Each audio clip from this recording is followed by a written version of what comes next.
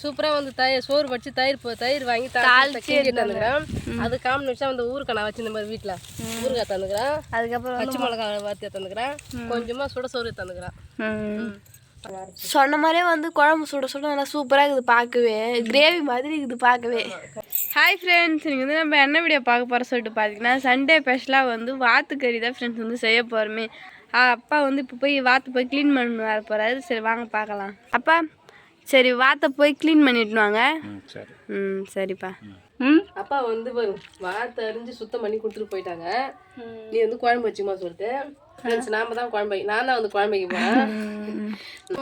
ஒரு தக்காளி, ஒரு வெங்காயம், புதினா தழையில் அதெல்லாம் ஒரு கருவேப்பிலை மட்டும் போடுது ஃப்ரெண்ட்ஸ். எல்லாம் சரிம்மா.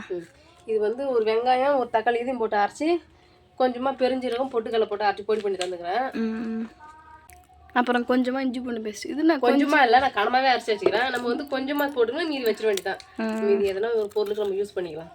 சரியா? இப்போ நம்ம குழம்பு வைக்க ஸ்டார்ட் பண்ணிக்கலாம். நீ வந்து வாத்து குழம்புலாம் வச்சதில்ல, ரொம்ப நாளைக்கு இல்லை வச்சது கிடையாதுன்னா. நான் தான் ஃப்ரெண்ட்ஸ் எப்பவுமே வாத்து எரிஞ்சு குழம்பு கொடுத்தாலும் நான் தான் வந்து குழம்பு வைப்பேன். பாப்பா வந்து வைக்க மாட்டேன். நான் கறி குழம்பு வைப்பேன். ஜஸ்ட் நீங்க அது கறி குழம்பு மாடல் தான் வச்சாகணும்.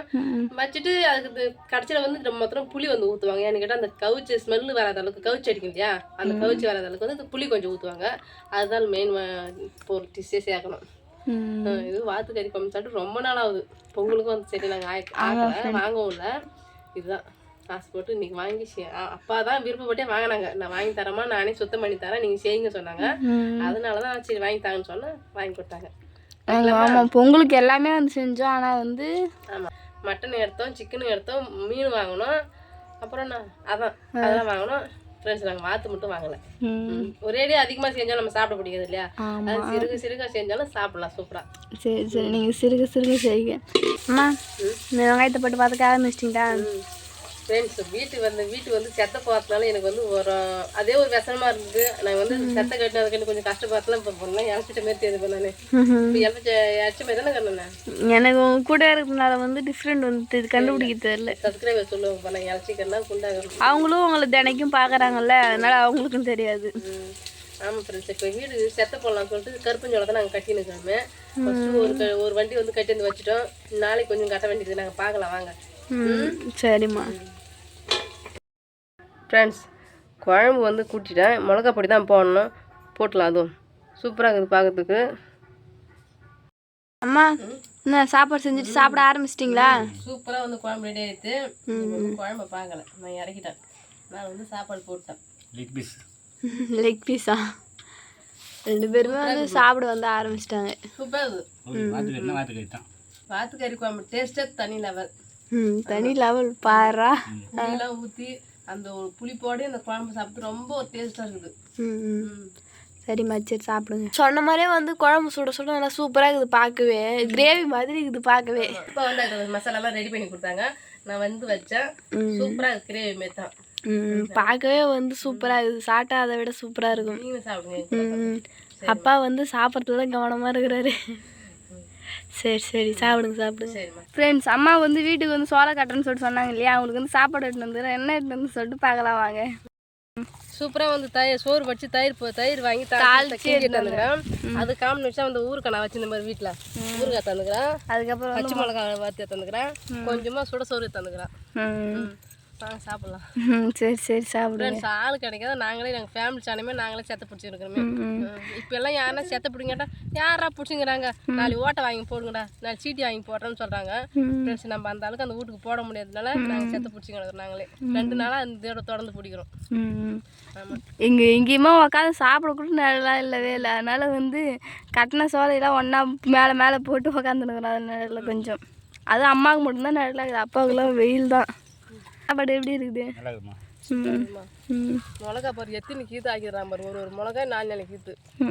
சூப்பராக இருக்குது. சரிம்மா. சந்தியா நான் மூச்சு கூட விடாமல் சாப்பிட்றேன்.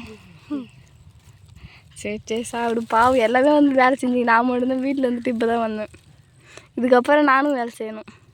நீ தான் வீட்டில் போய் சாப்பாடு செஞ்சு எடுத்து வந்துட்டு எங்களுக்குன்னு. சரிம்மா. அதை விட என்ன இப்போ அங்கே வந்து என்னன்னா கரும்பு வெட்டுறாங்க எல்லோரும்.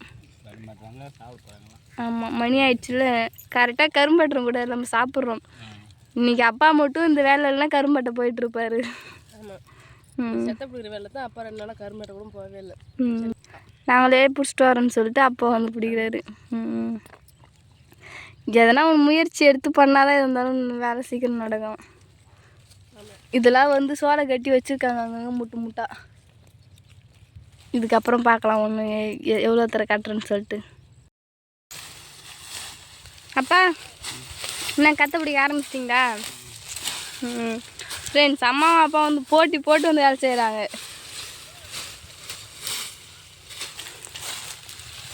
அம்மாவும் அப்பா வந்து சரிசமாக வந்து பச்சை சோளை எடுத்து ஃபுல்லாக நான் வந்து கட்டுறேன் பாரு, யார் ஃபஸ்ட்டு கட்டுறாங்கன்னு பார்க்கலாம் அப்படின்னு சொல்லி வந்து அப்பா வந்து சொல்லியிருந்தாரு. அப்பா வந்து கொஞ்சம் தான் வச்சுருக்காங்க, அம்மா எவ்வளோ வச்சுருக்கான்னு பார்க்கலாம். அம்மா என்ன கட்டி முடிச்சிட்டிங்களா? ஃப்ரெண்ட்ஸா அப்போ அம்மா கிட்ட ஃபஸ்ட்டு கொடுத்த சோலையை அப்படியே வந்து வச்சுருக்காங்க.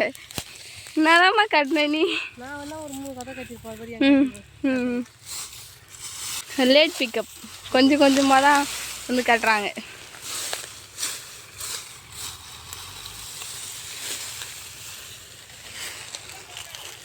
அவங்க வந்து கட்டி கரும்பு வெட்டும் போது கத்தை கட்டி அதிகமாக பழகம் அவங்களுக்கு பழக்கம் இல்லை. நமக்கு சீராக கொஞ்சம் வேகமாக எங்கே காட்டினேங்கிறாங்க. சொல்லிட்டு இந்த சோளம் எடுத்து கொட்டு வைப்போம். சரி சந்தியாக்கா எங்கே இருந்தாலும் சரி அந்த வாயில் 10,000-30 தெரியுது.